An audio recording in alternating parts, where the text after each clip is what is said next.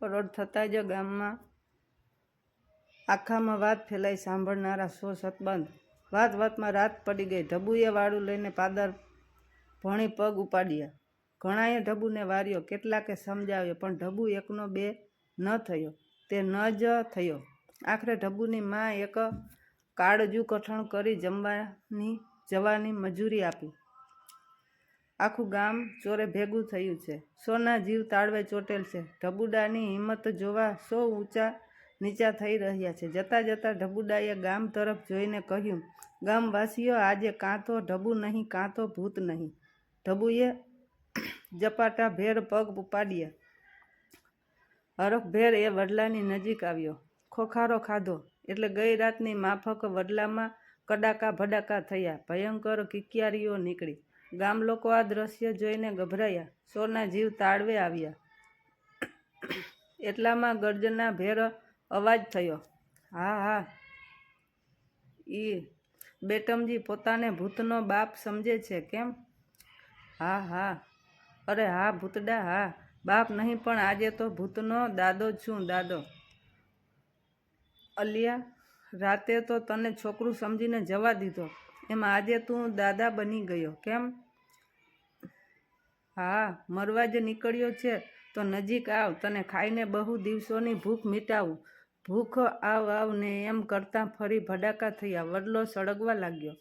ઢબુએ જુસ્સાભેર બૂમ પાડી, અરે ઓ ભૂતડા, હિંમત હોય તો ઓરો આવ, આમ ઉપર ચડીને ઘાટા શેના પાડે છે હે?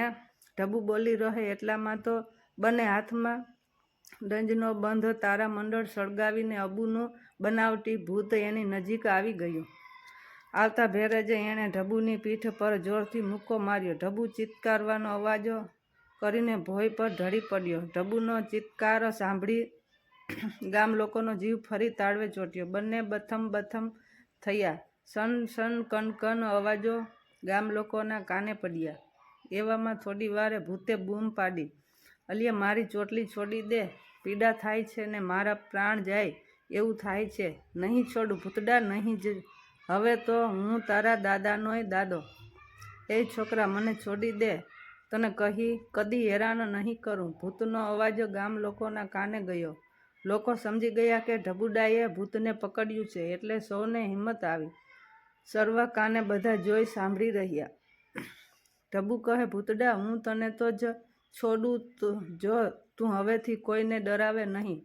ભૂત કહે, મને બધું જ મંજૂર છે, હું વચન આપું છું કે હવેથી કોઈનેય ડરાવીશ નહીં અને હવેથી તો અહીંથી બીજે જતો રહીશ, બસ પણ ઝટ મારી ચોટલી છોડ ભાઈ।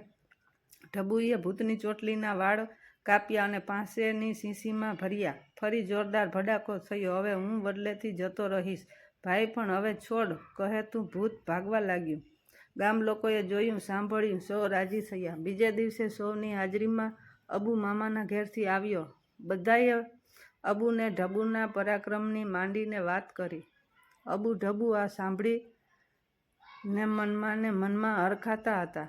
આમ અબુ ઢબુએ ગામ લોકોના મનનો ભૂતનો ભય ભાંગ્યો।